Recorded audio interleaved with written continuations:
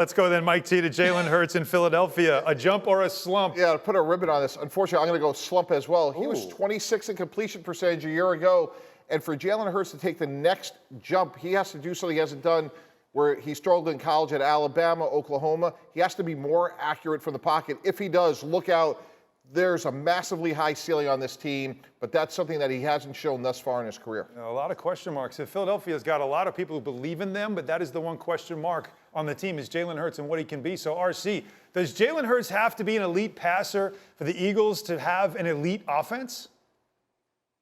Absolutely not. And I think that's what, we have to get around to the fact that the game is changed, right? Lamar Jackson's not even a quarterback to some people. He should have played running back, and now he can't even be a top-tier quarterback, but he also won an MVP, and he also led an offense that ended up leading his team to the AFC North Championship because they were elite. Now look at what you've done in Philadelphia. You have the most athletic offensive line in football. You have Devontae Smith, the former Thorpe Award winner, who's the 10th overall pick. Now you add A.J. Brown, who we've seen allow a guy like Ryan Tannehill to be better by winning 50-50 balls, yards after the catch. Also, this is one of the best running teams in football, and partly because of what Jalen Hurts can do with his legs. Does he need to improve as a passer?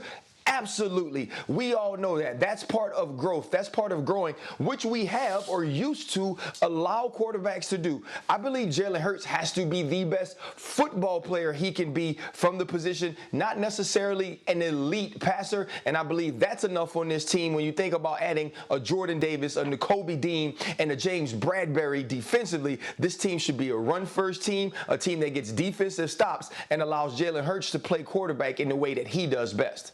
RC sounds like he's talking more about system and coaching than it is about the individual player just being great on his own. But you've evaluated players your whole career. What do you see as potential flaws for Jalen Hurts that would keep them from reaching their potential as a team? Well, I think he can fix them because there's a great axiom that applies here, which is the tape sets the floor and the character sets the ceiling.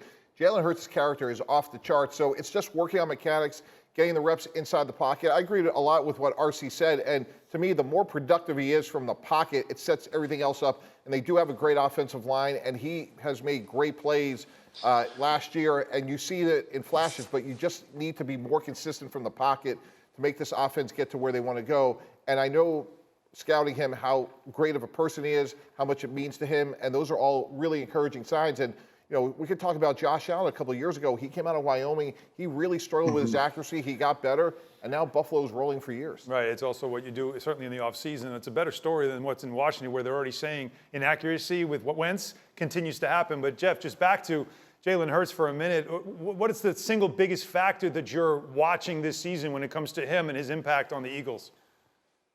Well, there was a word Mike T used there. It was consistency, and I think that actually extends across the board for Jalen Hurts, just being more consistent. And that was talking to people in Philadelphia, what they were kind of concerned. Concern might be an overstatement, but it was definitely catching their radar, the inconsistencies in the offseason. Like one day really solid, the next day a little bit off.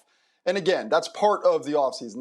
That's what you're supposed to do, just continue to trend upward in those inconsistencies. And I think that's the one thing they're watching in training camp. If he can be a consistent quarterback and hit like he does, like at his top, they'll be very happy with what they see from him this season.